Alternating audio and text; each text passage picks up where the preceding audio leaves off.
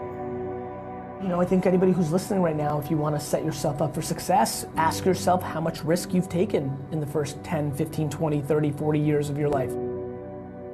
When I started talking about business on Twitter, every single comment in 2009 was, shut your mouth, wine boy, stay in your lane. I'm telling you right now, you want to talk about why so many of you aren't exactly where you want to be? Look deep inside yourself on what your expectations of others are. Ask yourself how much you've been succumbing to peer pressure. Like if you've always wanted to be cool to the popular kids in your high school, you're in trouble. The amount of people in here that have a job they hate and they buy things they don't care about to impress people they don't give a fuck about scares the shit out of me. Most people spend money on dumb things, which then forces them to do things they don't want. Long before I became the wine guy on YouTube and Twitter, I was a businessman. And I think if it's your truth, there's a very big difference between being an entrepreneur and a successful entrepreneur. I can say that I'm a football player, doesn't mean I'm gonna get paid to do it. And so I think the truth, I think it's unbelievably exciting for me. It feels warm in my heart that the thing that I've seen consistently, analyzing this every second of my breathing day for the last decade, has been whatever your truth may be, as long as it is actually your truth, you will always over-index.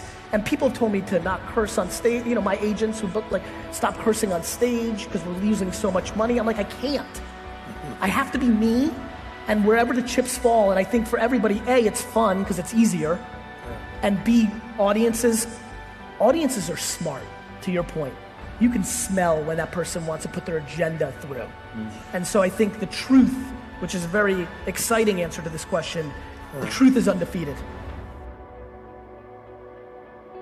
My friends, accountability, giving with no expectation in return, playing the long game, every single person's business or ambition will grow exponentially tomorrow if they spend the next 13 years giving away free content forever. Seems super non-natural. When do you monetize? How do you do this? The person that holds the breath the longest wins.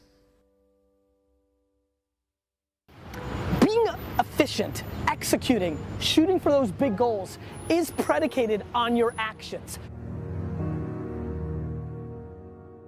Do you take an extra long lunch from jury duty to say, you know what, cool, I'm gonna chill and watch YouTube videos? Or do you hustle your face off and try to cram as much in? So many of you that actually want this, have the skills to do this, right? And sometimes once in a while, just need to see a different version of it to understand, right? To me, this is an video, right? Did you mail it in? Did you mail in that 15-minute call got canceled? You had a packed day, 15-hour day. It got canceled. What are you doing in that 15 minutes? And by the way, sometimes those 15 minutes are absolutely worth calling your mom, calling your daughter, FaceTime with your kids. But it's just making every minute count. Every minute has to count. Every minute has to count if you want so much, because you just don't have as many of them as you think. You just don't. Do you know yourself? Or do you aspire to be something you might actually not be?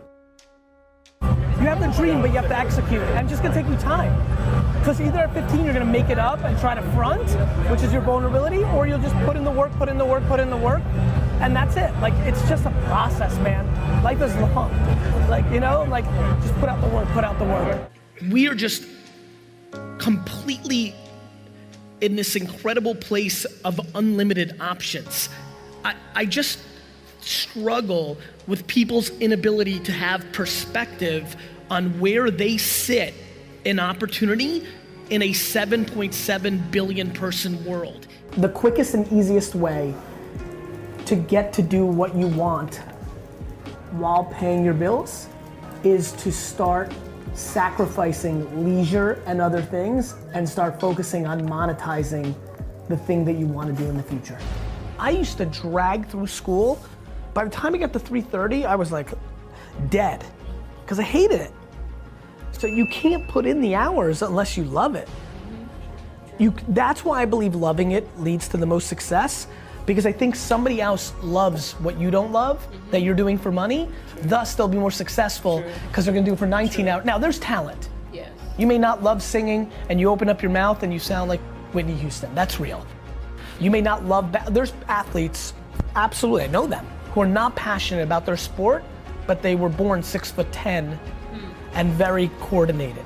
So it happens, but I think that's the rarity. I am remarkably stunned by the lack of accountability in our society. Everything wrong at VaynerMedia, anything that ever happens, any piece of content, anything that ever happens in my life, 100% is my fault. And let me tell you what happens with accountability. You get real happy. When you feel that there's no other source controlling your shit, all of a sudden it gets happier. Your ego and your insecurity doesn't want to take the L. You don't want to admit that you f***ed up. Because for some reason, so many of you are living your lives based on other people's opinions, and that is crippling you. The way to really eliminate fear is by not giving a f*** about anybody's opinion. My losses are mine. I'll deal with them myself. I don't need your 2 cents. You're losing plenty on your own. Patience and inner voice makes you unbeatable.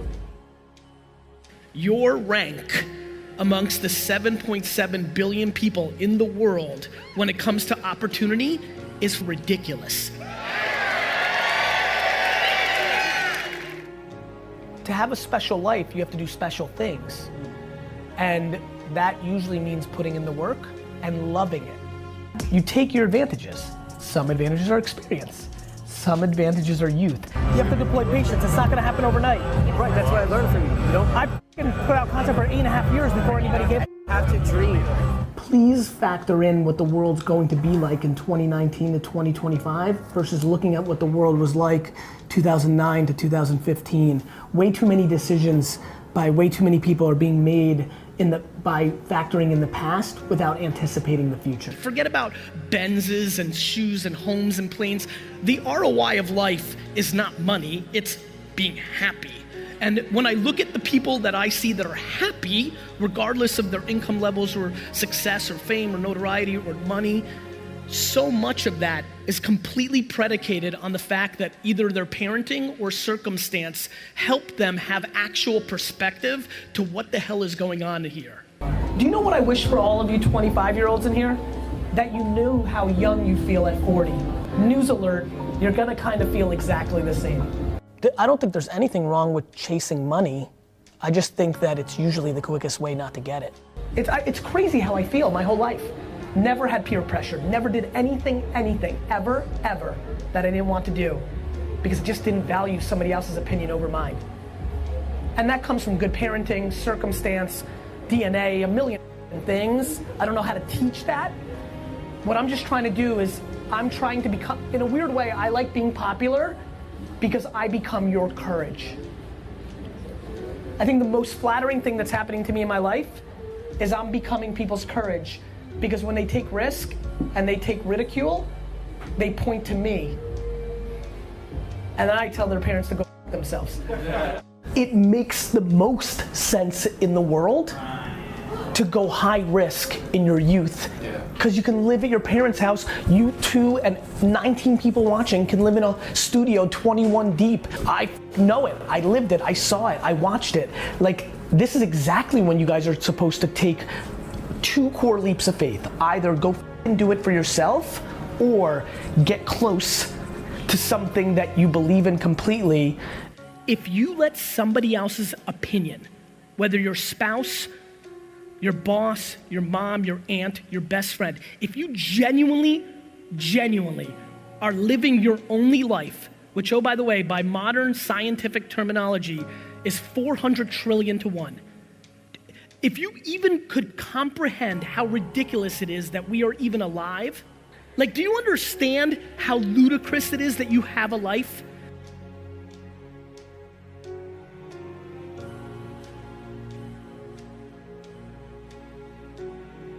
This phone is more powerful technology-wise than the computers that Ronald Reagan had to run the free world.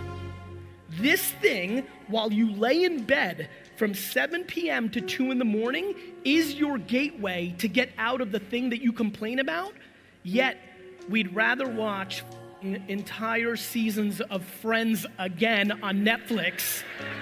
The one thing that connects everyone here, regardless of you're winning, you're losing, company, employee, entrepreneur, the one thing from coast to coast that connects every person here is the one asset that we should all be chasing is attention. Before you achieve anything, whatever the hell you came here for, when you go and output to try to create your business, run for mayor, raise money for a nonprofit, no matter what you do, no matter what you try to accomplish, when you leave this conference, the one thing that you should be chasing is people's attention. Before you can accomplish selling a sneaker or a cookie or a t-shirt or insurance or whatever you do, you need somebody's attention to tell them. Then your message has to be on point enough to commit them into doing what you'd like. Attention, my friends, is the asset. Nothing else is important to me besides attention. The reason I've always adapted to new content and new platforms, the internet itself, email, YouTube, Google AdWords, Facebook, Twitter, podcasting, all of it. The reason I've always done well with that is my religion above anything else is where is the attention today and potentially tomorrow, not what worked yesterday. There's nothing mathematically in life that can happen that is more ridiculous than the fact that you got one. You're more likely to get struck by lightning 14 times than have a life. Forward, forward, forward. Mindset, all of that leads to one thing. If you do not become a practitioner of how to communicate on the social networks of today, you are 100% irrelevant. Don't like it? Tough. Figure it out, execute it. My friends, negativity can lead at halftime. Kindness always wins the game. Your life is predicated on when you get real quiet and you can't hear another person's 2 cents. The reason I can work 17 hours a day is because I'm not spending 15 hours a day dwelling or looking back.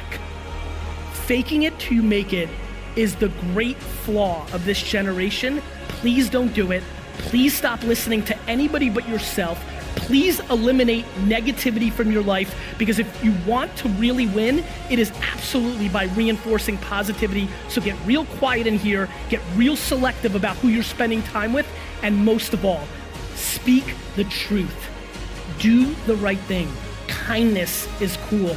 Truth is cool. Don't act like you've made it. Talk about the journey of trying to make it.